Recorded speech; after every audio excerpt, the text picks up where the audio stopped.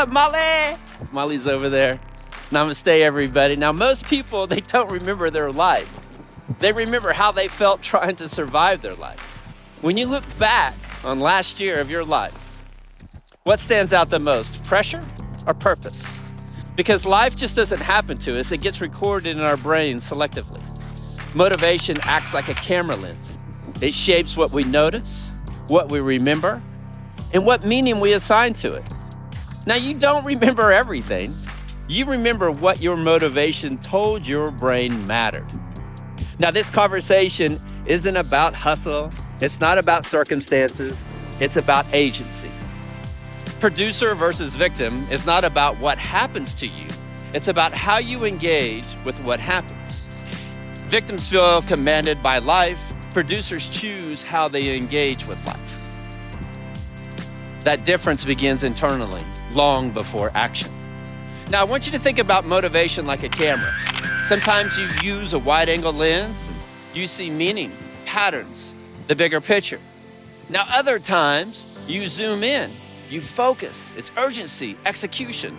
Both lenses are extremely powerful. The problem is when you don't know which lens you're using. Producers learn to choose the lens. Victims don't realize one is shaping them. Let's start with the interrogative lens. Interrogative motivation sounds like, I want to understand. This is the producer's awareness mode. It is curiosity-driven, meaning-oriented, big picture thinking. It builds wisdom, not just knowledge. Producers ask better questions, not to avoid responsibility, but to claim it. A victim asks, why does this keep happening to me? A producer asks, what is this asking of me? Or even, how is this happening for me? Same situation, different lens, different outcome. When you ask why, notice something.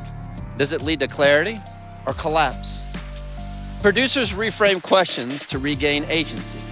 Once meaning is clear, producers switch lenses.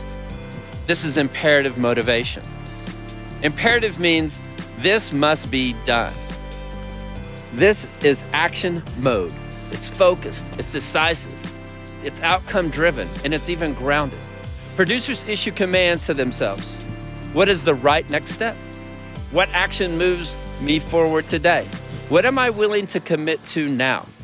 Now, victims live in false urgency. They're rushing, they're reacting, they're burned out. The busyness, remember? Victims say, I have to do everything right now. Producers say, this is the next right thing. Victims feel pressed. Producers feel directed. Here's what many people get stuck on. They interrogate without ownership. Why does this always happen to me? That's rumination, not learning. Or they act without intention. I have to do everything right now. That's burnout. That's not progress. Victims don't choose the lens chooses them. Producers live by a simple loop. Interrogative with ownership. What's mine to learn or adjust? Now, I want you to choose intentionally what matters most right now. Execute decisively. Do the next right thing. Reflect and refine.